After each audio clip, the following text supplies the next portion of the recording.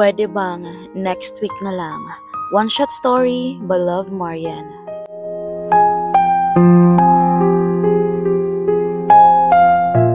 Kanina pa ring nang ring ang cellphone na tinatawagan ni Camille, pero wala pa ring sumasagot. Nasaan ka na ba, Frank? Tanong niya sabay pindot sa call again. Natapos na lang mag-ring ang phone pero wala pa ring sumasagot. Gusto na niyang maiyak. 10:00 na ng gabi pero wala pa rin si Frank sa tagpuan nila. 6:00 ng gabi ang kanilang usapan. Wala na ring bituin sa langit at uulan na. Patunay ang lamig ng simoy ng hangin na may dalang ambon. Napabuntong hininga na lamang si Camille at umupo sa isang bench na nakita niya sa park na iyon. Maayos kasi ang usapan nila na magkikita sila sa park kung saan sila unang nagkita 8 years ago. Anniversary rin nila ngayon, kaya magdi-date dapat sila. Hindi niya alam kung ano ba ang iisipin niya gayong hindi sumasagot si Frank sa mga calls niya. May nangyari ba?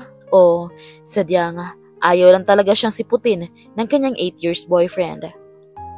Oo, at halata naman na niya ang pang-iiwas ni Frank sa kanya. Ramdam niya ang panlalamig nito sa kanya. Ramdam niya na pagod na ito sa kanya at sukong-suko na. Ramdam din niyang hindi na siya mahal nito. Pero ano pa bang kulang? She gave everything. Her heart, her soul, her whole life. Kaya nga gusto niya makipagkita ngayon kay Frank para ipadama ulit rito na nandito pa siya.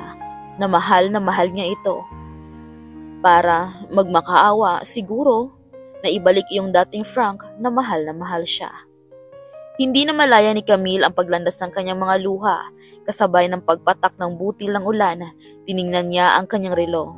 1 minuto na lang, mag-aalas 11 na. Sabi niya sa sarili na uuwi na siya pagsapit ng 11:00. 5 minutes pa, Camille. Baka dumating si Frank. Buo ang kanyang pag-asa na saad sa sarili. Pero lumipas na ang 5 minuto, wala pa rin ang hinihintay. Bumuhos na rin ang ulan, kasabay ng pagbuhos ng kanyang luha na humahalo sa tubig ulan. Is this the end? Tanong niya sa sarili. Nang tumayo siya. Humihid siya ng talikod at kailangan na niyang umalis. Umuwi dahil basang-basa na siya. Maybe yes. Maybe this is the end. Say niya kasi na kapag hindi dumating si Frank, ibig sabihin tuluyan na siyang itinapon nito. Natigilan si Camille sa paghakbang nang mapansin ng isang anino sa likod niya at may itim na payong na siya nagsilbing sanggalang sa ulan.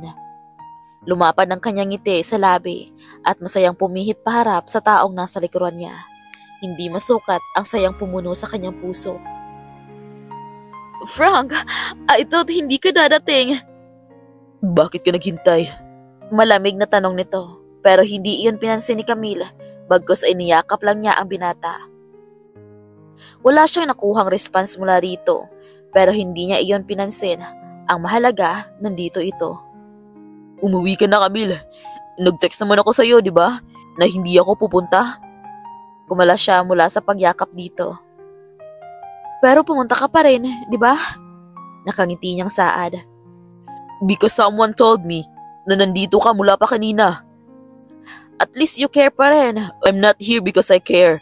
I'm here to clarify everything that we're done. Hindi. No. Let's fix this. Enough, Camille. Alam mong ikinasal na ako last week lang. Alam kong hindi ko nasabi sa'yo na maghiwalay na tayo.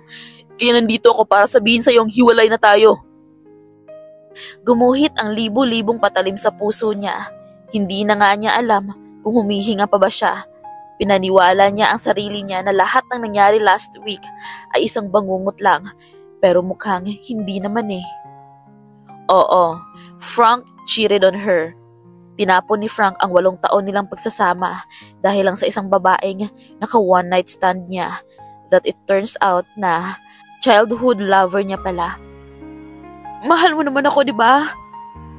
I love her at ang magiging anak namin. Nanginig ang bibig ni Camille. Nanginig ang kanyang palad. Hindi na niya maramdaman ang tuhod niya. Sobrang sakit ang nararamdaman niya ng mga sandaling iyon. Para siyang sasabog. Sana nga sumabog na lang siya para matapos na ang lahat. Bakit hindi ako naging sapat, Frank? I'm sorry. Let's end this. Pagkasabing iyon ay tinalikuran na siya nito. Hahakbang pa sana si Frank pero pinigilan niya ito at niyakap mula sa likuran. How can she live her life without Frank? Nasanay siya eh. Sinanay siya nito. Frank,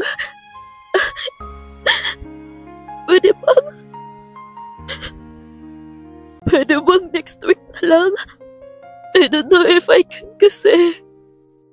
Pilit na inaalis ni Frank ang braso ni Camille na pumulupot sa bewang nito. I'm sorry, Camille. Alam ko ang nararamdaman mo dahil naramdaman ko rin iyan noon bago ka dumating sa buhay ko. Alam kong may darating rin na para sa'yo. Hindi tayo ang para sa isa't isa. At hindi na rin kita mahal. Unti-unting lumuwang ang pagkakayakap ni Camille kay Frank. Talagang hanggang dito na lang. Hindi na rin siguro siya habol. Gustuhin man niyang maging kabit na lang ni Frank kasi sobrang mahal niya ito. Papayag siya. Pero sa paraan ng pagtalikod at pagtaboy ni Frank sa kanya, hindi na siya nito kayang mahalin ulit. Gaya ng dati, minahal nga ba siya noon ni Frank o ginawa lang siyang pang-aliw dahil may hinihintay itong bumalik? Tama na kung hahabol pa siya, magiging mas masakit lang. Magiging desperadang ex-girlfriend lang siya. Makakasira pa siya ng pamilya. Hinatid niya ng tingin ang papalayong si Frank. Palayo ng palayo ang mundo niya. Sana siya ngayon, paano niya sisimulan ang kanyang buhay?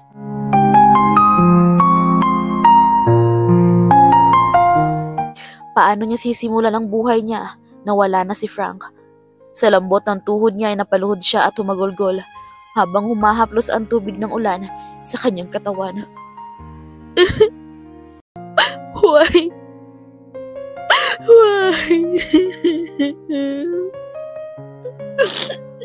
Saan ba ako nagkulang?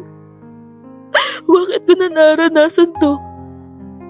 Wala naman akong inapakang tao. Naging mabait naman ako sa lahat. Naging mabuti naman ako. Aniya sa pagitan ng kanyang paghagulgol. May mga tao lang talagang hindi tayo kayang mahalin. Hanggang wakas, dahil hindi silang itinakda ng Diyos para sa isa't isa. Natigil sa paghagulgol si Camille nang marinig ang nagsalita. Tumingala siya. Hindi na siya napapataka ng ulan dahil sa payong nito. Sabi ko naman sa iyo noon, nasubukan mo kong mahalin. Isubukan mo kahit isang linggo lang. Hindi ka sana nasasaktan ng ganyan. Franz? Ako nga. Nakangiti nitong saad. Si Franz ang kakambal ni Frank. Pero hindi sila ganun kamagkamukha ng kakambal nito. Kaya hindi nagkamali si Camille na sinuhin ito. Inalalayan niyang tumayo si Camille at nilagay ang bitbit niyang jacket sa balikat ng dalaga.